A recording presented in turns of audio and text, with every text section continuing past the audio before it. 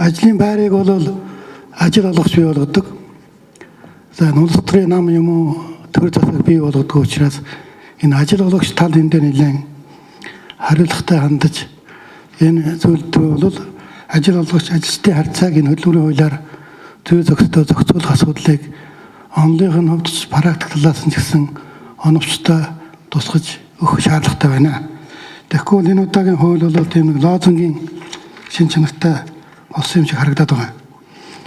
За тухайлбал одоо энэ нийгмийн даатгалын шимтгэлийг хэрхэн яаж төлөх вэ? Нийгмийн хамгааллын асуудлыг яаж хэрхэн хариуцах вэ гэдэг талаас нь төр ажил олгогч бол харилцсан өөр хүлээж оролцох.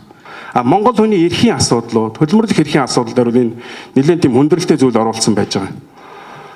Энэ жасаагаар ажиллах ажилт нь сард 20 хоног, өдөрт 12 цаг. Одоо 8 цагаар ажиллаж байхад энэ 12 цагаар ажиллахаар ингэж хуульчлаад оруулах юм бол 4 цагийн хөлсний хөдөлмөрийг өгөхгүй, нэмэгдэл олохгүй. Өгнө гэж хаана. Одоо энэ Ганбаатар энэ төр одоо би хардж байгаа шүү. Ганбаатар энэ гадны байгууллагуудтай хамтраад Монгол улсуудынхаа нөгөө одоо энийг харахад бол шүү дээ. Оюу толгойн гэрээ байгууллагын дотоод гэрээний асуудлыг хөдөлмөрийн хуулинд бид нар суулгах гэдэг байгаа байхгүй юу?